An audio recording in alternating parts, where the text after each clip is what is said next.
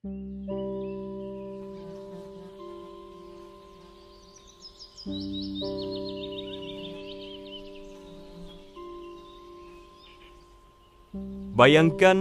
ada seekor makhluk kecil dengan sayap warna-warni yang terbang menari di antara bunga-bunga yang indah. Ia tampak rapuh, tapi menyimpan kisah hidup yang luar biasa. Dari bentuk yang sederhana, ia berubah menjadi sosok indah yang disukai banyak orang. Tapi tahukah kamu, perjalanan menuju keindahan itu tidak semudah yang kita lihat. Di balik kelembutan sayapnya, hewan ini menyimpan rahasia alam yang sangat menakjubkan. Dalam waktu singkat, ia mengalami transformasi besar-besaran. Sebuah keajaiban kehidupan yang disebut metamorfosis. Bahkan di beberapa budaya, hewan ini dianggap sebagai lambang jiwa, perubahan, dan kehidupan baru. Namun siapa sangka, makhluk kecil ini juga punya peran besar dalam menjaga keseimbangan di bumi. Hewan apa sih sebenarnya dia ini? Dia adalah kupu-kupu.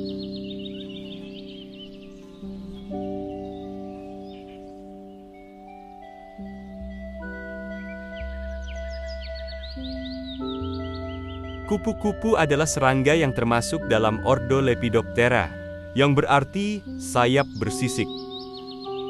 Nama ini berasal dari sisik-sisik kecil yang menutupi sayapnya. Sayap yang memberi warna dan corak indah yang kita lihat saat mereka terbang. Di seluruh dunia, para ilmuwan telah mengidentifikasi bahwa ada lebih dari 18.000 spesies kupu-kupu di bumi ini. Mulai dari yang berukuran mungil dengan warna polos, hingga yang memiliki rentang sayap lebar dan corak mencolok seperti lukisan alami. Kupu-kupu hidup di hampir seluruh benua, kecuali benua Antartika. Mereka paling banyak ditemukan di daerah tropis yang hangat dan lembab, seperti hutan hujan di Asia Tenggara, Amerika Selatan, dan Afrika. Tubuh kupu-kupu terbagi menjadi 3 bagian utama, yaitu kepala, dada, dan perut. Mereka memiliki sepasang antena yang peka terhadap bau dan getaran, serta proboscis, semacam belalai panjang, yang berfungsi seperti sedotan untuk mengisap nektar bunga. Walau terlihat lemah, kupu-kupu sebenarnya serangga yang sangat tangguh. Beberapa jenis bahkan bisa terbang hingga ribuan kilometer untuk bermigrasi. Mereka melintasi gunung dan laut demi mencari tempat berkembang biak yang ideal.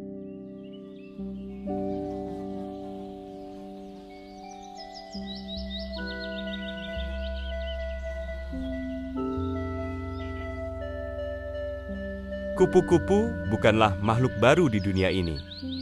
Jejak keberadaannya telah terekam jauh sebelum manusia menuliskan sejarah.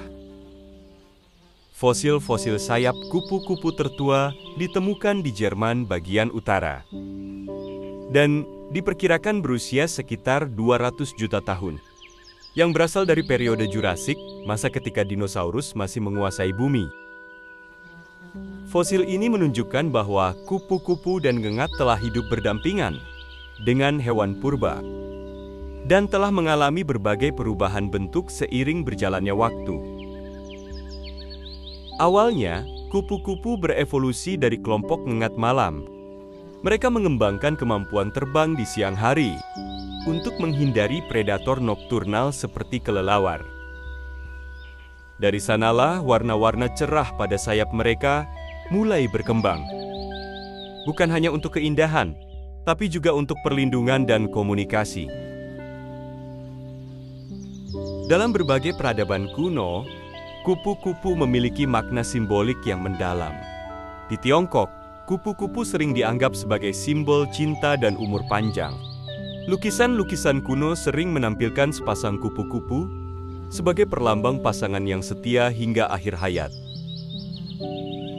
Di India, kupu-kupu sering diasosiasikan dengan jiwa dan kelahiran kembali. Dalam mitologi Hindu, proses metamorfosis kupu-kupu menggambarkan perjalanan spiritual manusia. Dari kehidupan duniawi, melalui masa ujian dan perubahan, hingga mencapai pencerahan. Sementara di Eropa, terutama pada masa Yunani dan Romawi kuno, kupu-kupu melambangkan jiwa manusia. Bahkan, dalam bahasa Yunani kuno, kata psyche berarti jiwa sekaligus kupu-kupu. Lukisan-lukisan kuno sering menggambarkan jiwa yang meninggalkan tubuh dalam bentuk kupu-kupu yang terbang ke langit. Saat memasuki abad ke-18 dan abad ke-19, dunia mulai menyaksikan ledakan besar minat terhadap kupu-kupu. Para penjelajah Eropa berkelana ke Asia, Afrika, dan Amerika Selatan demi mengumpulkan spesimen kupu-kupu untuk dikirim ke museum-museum alam. Pada masa itu, koleksi kupu-kupu dianggap sebagai simbol kemewahan dan pengetahuan. Banyak bangsawan yang menjadikan koleksi kupu-kupu langka sebagai hobi bergengsi. Di Indonesia sendiri, kupu-kupu juga memiliki tempat yang istimewa dengan keanekaragaman hayati yang luar biasa, terutama di wilayah Sulawesi dan Papua. Indonesia menjadi rumah bagi ratusan spesies kupu-kupu unik, termasuk kupu-kupu sayap burung raksasa Ornithoptera, yang terkenal dengan keindahannya dan menjadi incaran kolektor dunia. Namun, sejarah kupu-kupu tak selalu indah. Seiring berkembangnya peradaban manusia dan perluasan wilayah, banyak habitat kupu-kupu yang rusak. Perburuan berlebihan dan deforestasi menyebabkan beberapa spesies mulai punah. Sejarah mencatat, di Amerika Serikat dan Eropa, sejumlah jenis kupu-kupu yang dulu umum, kini hanya tersisa di catatan ilmiah. Dari zaman dinosaurus, peradaban kuno, hingga era modern, kupu-kupu telah menyertai perjalanan bumi dalam waktu yang sangat panjang. Ia bukan hanya saksi bisu perubahan zaman, tetapi juga bukti nyata betapa kuatnya daya adaptasi makhluk kecil ini terhadap dunia yang terus berubah.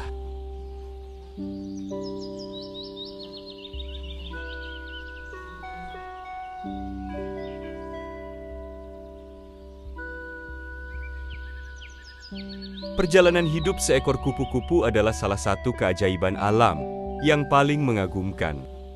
Mereka mengalami proses metamorfosis sempurna yang terdiri dari 4 tahap utama: telur, larva ulat, pupa kepompong, dan kupu-kupu dewasa.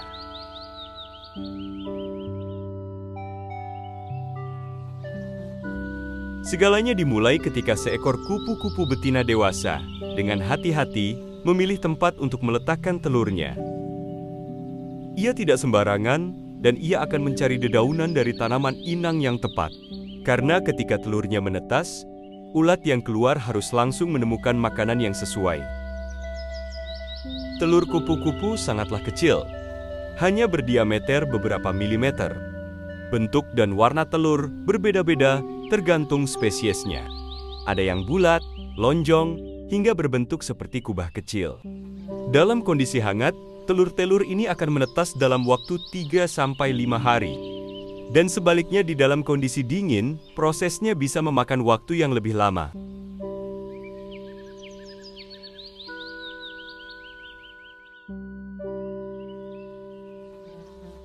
Saat telur menetas, keluarlah larva mungil atau yang kita kenal sebagai ulat. Inilah tahap pertumbuhan cepat. Ulat akan menghabiskan sebagian besar waktunya hanya untuk makan, makan, dan makan. Mereka melahap dedaunan dengan rakus untuk mengumpulkan energi sebanyak mungkin. Dalam waktu hanya beberapa minggu, ukuran tubuh ulat bisa bertambah hingga 1000 kali lipat dari ukuran awalnya. Untuk mengakomodasi pertumbuhan ini, ulat akan berganti kulit beberapa kali dalam proses yang disebut molting.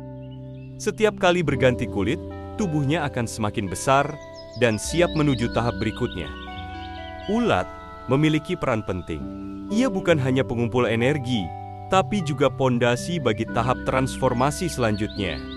Semua nutrisi yang dikumpulkan selama fase ulat akan digunakan untuk membentuk tubuh kupu-kupu di kemudian hari.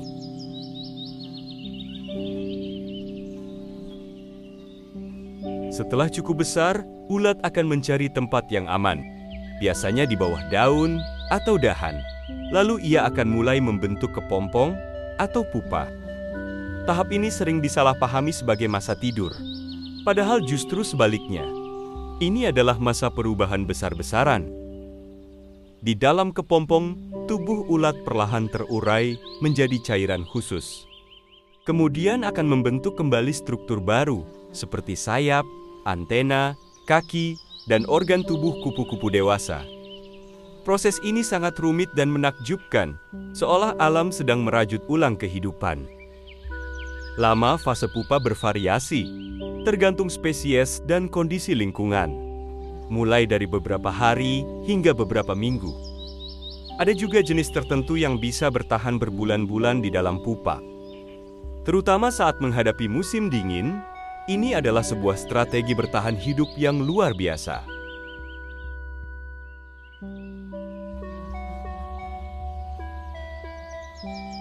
Akhirnya, tibalah di momen paling dramatis.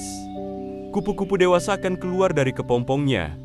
Proses ini tidaklah instan.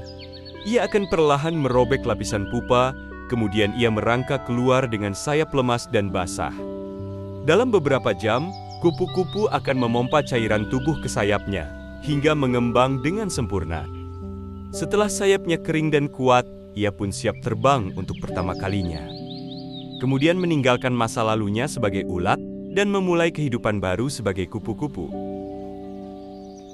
Kupu-kupu dewasa hanya memiliki satu tujuan utama, yaitu bereproduksi dan memastikan kelangsungan generasi berikutnya. Umur mereka bervariasi, ada yang hanya hidup beberapa hari, tapi ada juga yang bisa bertahan hingga beberapa bulan, tergantung jenisnya. Selama hidupnya, kupu-kupu akan mengunjungi berbagai bunga, mengisap nektar, sekaligus membantu proses penyerbukan tanaman. Setelah kawin, kupu-kupu betina akan kembali meletakkan telur, dan siklus kehidupan pun berulang dari awal.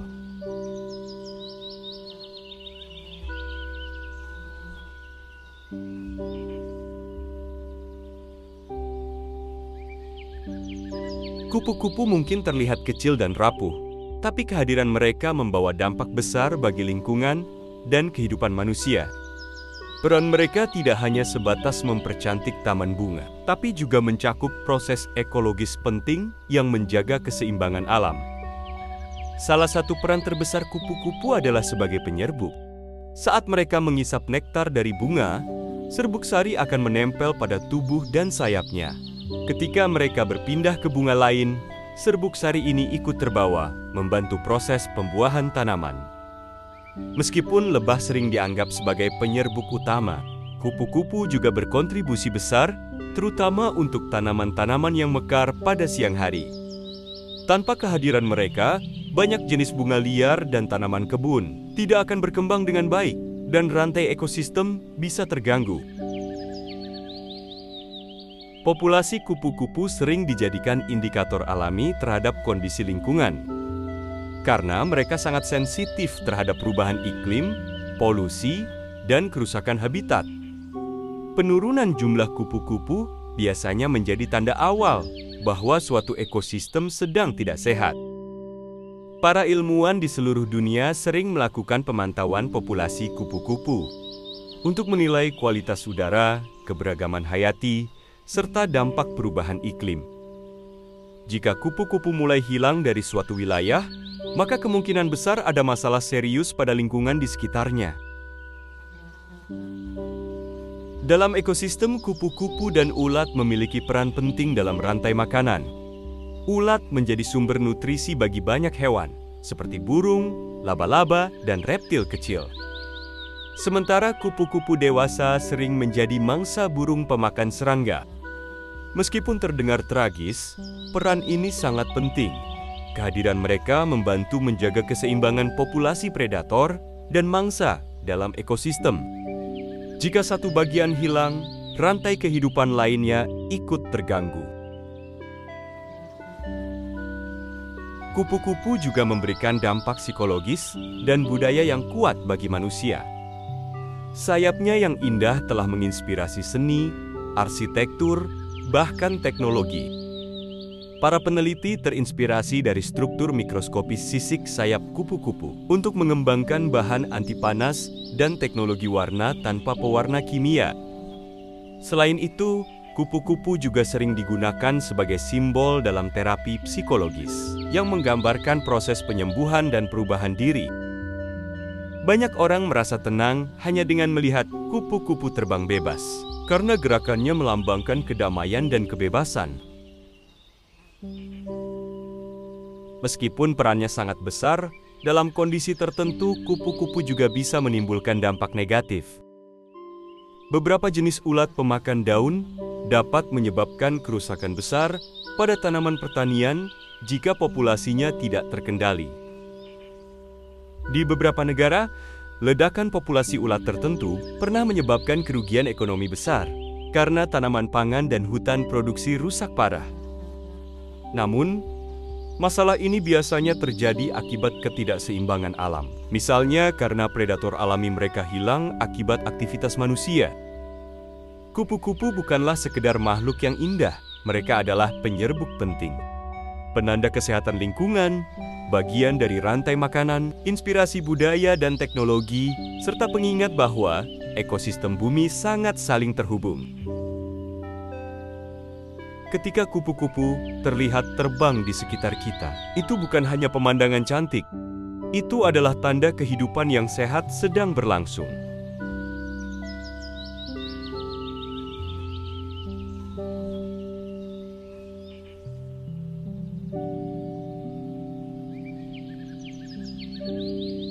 Di antara bunga-bunga yang bermekaran dan sinar matahari yang hangat, ada kupu-kupu yang menari bebas di udara. Ia mungkin hanya hidup dalam waktu singkat, tapi dalam masa hidupnya yang terbatas, ia menjalani perubahan luar biasa dan memberikan manfaat besar bagi dunia di sekitarnya. Sayangnya, keindahan ini semakin terancam. Perubahan iklim, polusi, pestisida, dan hilangnya habitat alami membuat populasi kupu-kupu di berbagai belahan dunia terus menurun. Jika kita tidak bertindak, mungkin suatu hari nanti, tarian kupu-kupu hanyalah akan tinggal kenangan. Mereka juga mengingatkan kita bahwa setiap makhluk, sekecil apapun, memiliki peran penting dalam menjaga keseimbangan alam. Jika satu saja bagian kecil di ekosistem ini hilang, maka seluruh kehidupan ini akan ikut terganggu. Mari kita jaga lingkungan kita. Dengan tanam lebih banyak bunga, kurangi penggunaan pestisida, dan lestarikan habitat alami. Terima kasih sudah menonton video ini sampai akhir. Semoga cerita tentang kupu-kupu ini bisa membuka mata kita bahwa keindahan alam tidak hanya untuk dinikmati, tapi juga untuk dilindungi. Kalau kamu suka konten edukasi seperti ini, jangan lupa klik like, subscribe, dan aktifkan lonceng notifikasi, supaya nggak ketinggalan cerita menarik lainnya. Sampai jumpa di video berikutnya. Ingat, alam selalu punya kisah menakjubkan untuk kita pelajari.